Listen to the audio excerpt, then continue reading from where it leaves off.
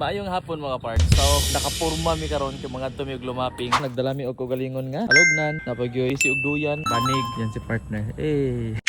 Ako mo orang gihila mo usan gamay amo ang motor mga parts. Ayan, mukhang bago na. Murang gigaed diri ang among alugnan, then ang tripod. So good sa dagway ni. Murag mo sabud man. Ang uban, nana din sa U-box. May, okay ra? Let's go. Kaya napigatagan na mo dito sa 7-Eleven.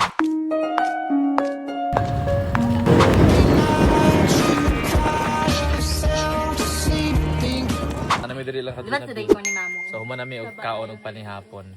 Di ba kay mo nagkaon? Yes. Si partner. Mag-media sa exposure. Among sudan kanina. Isda pinirito! Mga parts. Ano na akong plaster diri? Doya. Di ba?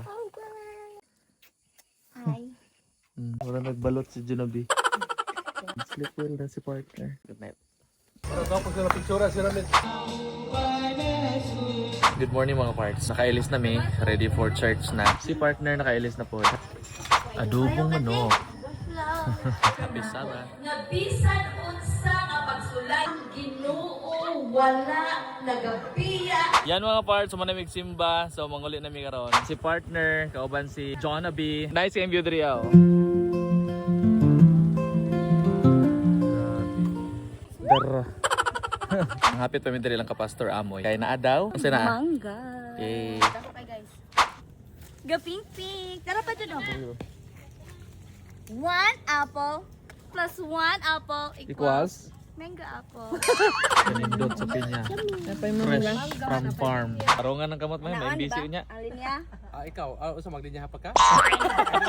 Kaning pinya ha, pare-pareha color, pero kinilahi. Suma ni siya.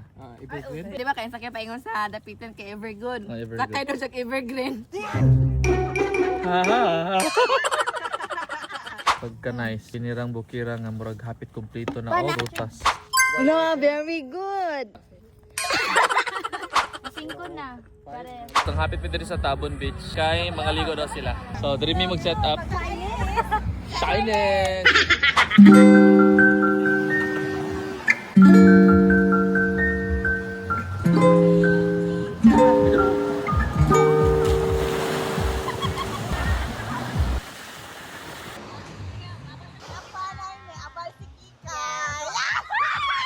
Uy!